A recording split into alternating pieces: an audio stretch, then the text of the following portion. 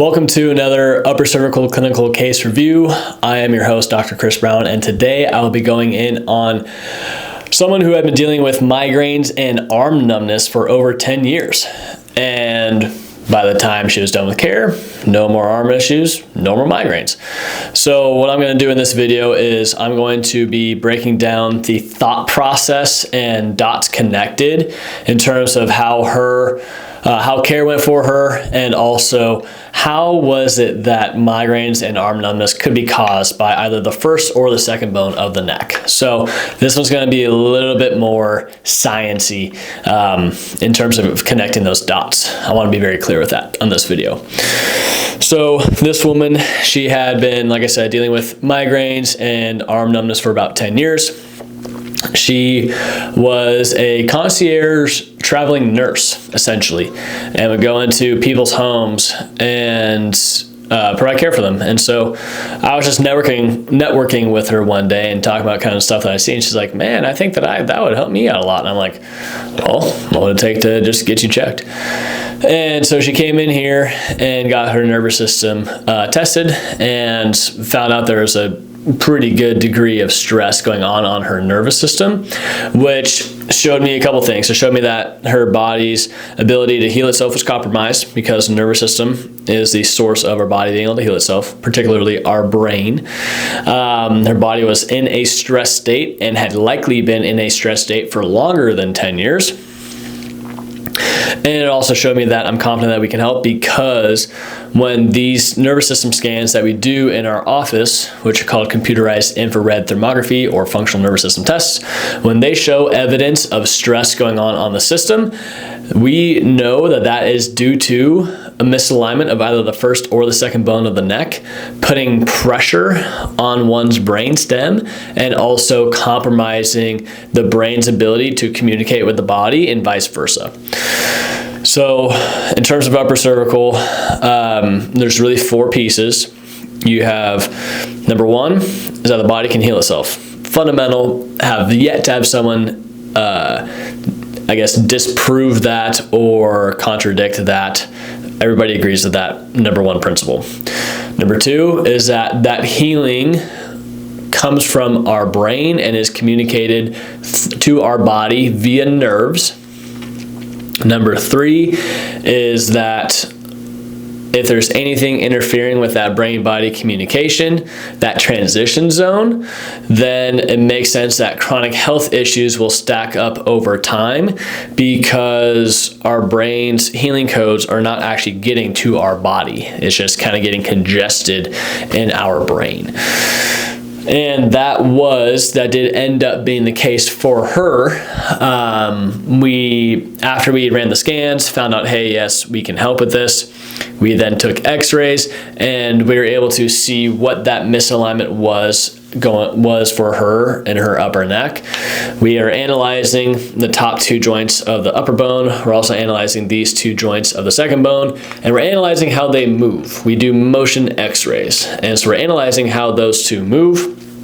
And we know how they're supposed to move. The x-rays show us how they are not moving. And in her case, nothing was moving from right to left. Basically, top bone was not moving from right to left, second bone was not moving from right to left, and really it was not rotating from right to left.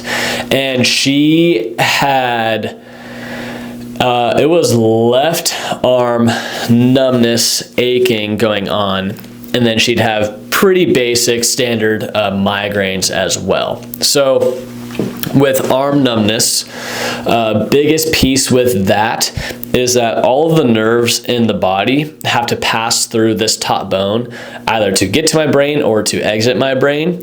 And that includes all of the nerves going to all the muscles in the body. So when an extremity is going numb, that's typically due to a compromised nerve or a pinched nerve. And so most people will look at the site of exit from the spine. So for an arm, for example, doctors will be looking at like C5, C6, C7 in that region. For us, we're looking more so at the origin, the point of entry into the spine, not really the exit, as that is more so, that is an area of concern and need for analysis when it comes to numbness in either of the arms or of the legs. And we are able to identify that rotational piece going on of that upper neck, essentially being rotated like this. And that just ended up being the area source of her compromised nerve function, leading to decreased blood flow and nerve flow going to her left arm, which resulted in that numbness and aching and fatigue that she had been experiencing for about a decade. When it comes to migraines, on the other hand, there's really three pieces for migraines. Number one is blood flow. Number two is cerebral spinal fluid flow. And number three is just generic nerve flow, more so though brainstem function. When it comes to blood flow to our brain, I just fumbled those two bones. When it comes to blood flow to our brain, though, those arteries they pass through this tiny hole right here, which might be kind of tough to see. See this little black hole right there? And there's another little black hole right there. That provides space for what's called our vertebral artery, and provides blood flow to essentially the back, the rear 1/3 of our brain. And headaches, for the most part, are really just our brain cells saying that I'm not getting oxygen. So if I have a misalignment of that upper neck, that's going to kink those arteries to a degree to where it's going to compromise blood flow. And my brain needs a constant supply of oxygen. Red blood cells provide the oxygen, so if my brain does not have the constant supply of oxygen, well, then my brain cells are going to start, setting off the fire alarm. And that fire alarm for us manifests as a headache. For a lot of people, it manifests as a migraine. It's my brain cells saying, I need oxygen. So what's going to happen? Our blood pressure is going to ramp up. Our heart rate is going to ramp up. And also all the muscles in my neck are going to clamp down, get all super tight and tense. A lot of people will say, I just feel it all in my shoulders. I hold all my stress in my shoulders. Super common indicator for us doctors that you have an upper neck misalignment, especially if you have at least one of those three things, but oftentimes all three things. So that is a big piece of that blood flow component. We want to have proper blood flow to the brain. And especially when those muscles start clamping down, that's also going to impact blood flow to our brain, because our muscles are constricting all the blood vessels that are within the muscles. Number two is cerebral spinal fluid. That is the fluid that bathes our brain. It's in between our brain and skull. It also bathes our spinal cord, and it anchors our spinal cord. So, and like a protective fluid. Our brain creates it. So it's created in our brain. It surrounds us in between our brain and skull, and then it also exits out down our spinal cord through the big hole right here called our spinal canal. And the skull is called our foramen magnum.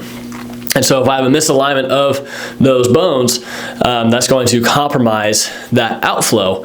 And especially when we get pressure, or when we get storms are typically a pressure change. Typically it is a drop in atmospheric pressure. In physics, that will result in an increase in fluid volume. So when you get storms coming in, there's going to be a drop in volume, or a drop in pressure, that will inversely result in an increase in volume, aka an increase in our brain creating this fluid. And that fluid, since there's a misalignment of that upper neck, will have a tougher time draining out of the skull, resulting in that pressurized kind of feeling we get in our head when we have a headache. So that is a really big indicator for us. We will often ask, do your headaches get worse with storms? And most of the time, if that is a yes, that indicates to us that there is an upper neck misalignment. Last piece is compromised nerve function. If we have compromised nerve function, that will stress out function of our brain stem, which is the coordinator between our brain and body. It is also the fuse box of the human body. and it has all the control centers in there. So cardiovascular center, vasodilatory center, digestive center, hormone center, sleep center, mood center, all of those are governed by our brainstem, which these top two bones protect. And if there is stress on that area, that's going to induce the stress response in our brain, stress due to a misalignment of the upper neck, that will induce the stress center in our brain, which will fire up all the same mechanisms I said for blood flow. It will alter the cerebrospinal fluid production. Everything will just be kind of in the constant state of stress, almost as if the fire alarm is just going off 24/7. And more often than not, that manifests in migraines or headaches. Migraines and headaches are the number one thing that we see in the clinic, the number one thing that we get great results with. And that was just the case for this lady. By about 6 weeks, she really had fairly infrequent symptoms and flare-ups. And by about 6 months, she's like, I really don't have them anymore. And she had been living with them for 10 years. So I know there's people out there who have been living with them for longer, people out there who have also been living with them for less. I have rarely had a headache, knock on wood for that. And I cannot imagine dealing with headaches almost every day for 10 years. I cannot imagine dealing with migraines almost every day for 10 years. It is rough. And most people, including this woman, will get testing and imaging done. They'll get brain MRIs, brain CT scans, EKGs, ECGs, EEMGs, and everything will come back normal.